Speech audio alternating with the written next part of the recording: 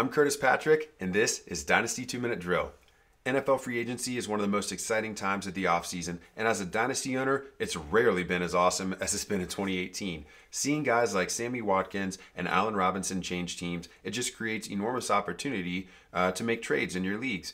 Sometimes it might be selling a guy high, other times it might be buying a guy low. That's going to be dependent on the microeconomy of your fantasy league. But I'm here to equip you with some information to create the right type of trade for you. You can look at some polls that I put up last week by following me at CPatrickNFL on Twitter. The results of those polls were very interesting. Allen Robinson is being valued at least as a wide receiver 2 in Dynasty by 96% of responders, with 26% calling him a Dynasty wide receiver 1.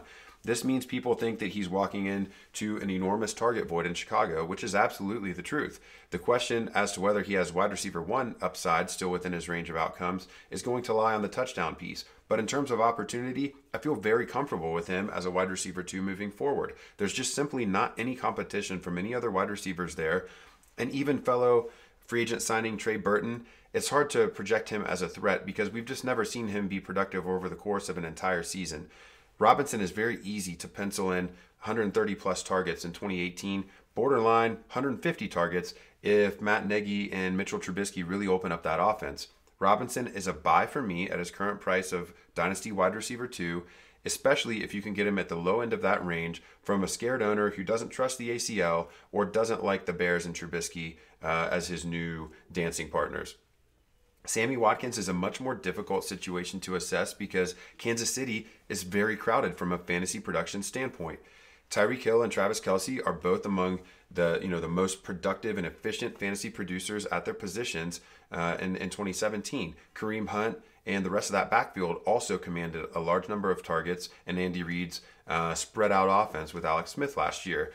What's that going to look like this year? They've got a new quarterback coming in, and now with Watkins being another big mouth to feed, who they give a lot of money to, how is he going to get to 100 targets? Is it going to be by gobbling up everything that Albert Wilson left behind, siphoning some things off from Chris Conley, and then still shaving off some targets from Hill and Kelce? It's very difficult for me to project that. The only other thing that we could do is give Kansas City more passing attempts overall. I think that's the more likely path to Watkins being able to return wide receiver 2 value, which is where the Dynasty community is currently valuing him. It looks like 74% are calling him a wide receiver 2 at this point based on the results of that poll. Now, I still think he's going to require outlier style touchdown production to really get all the way up there, because with Hill and Kelce being so effective last year, it's just difficult for me to envision Watkins surpassing either one of them in target share. The other thing that I did is query the Pro Football Focus database to look for instances of 3 teammates having at least 100 targets in the same season in the last 5 years. This happened 7 times. It did not happen in 2017, but happened at least once every season from 2013 through 2016. So it is possible. But do you feel comfortable projecting that to happen? I certainly don't. With all of this in mind, Sammy Watkins is a sell for me at his current price of Dynasty wide receiver 2. If you can move him for another player in the same tier that has a more solid situation, whether it's because he's been with his current team for a longer period of time or there's less competition from other wide receivers, then I say do it. 2 examples of players I'm very comfortable moving Watkins for are Brandon Cooks. You could even add a little to Watkins to make that happen, or straight up for Alshon Jeffrey. That's a player who also has battled injuries throughout his career, but being tied to Carson Wentz and being more of a touchdown producer than Watkins has been this far in his career just makes me a little bit more comfortable in that situation. Thanks.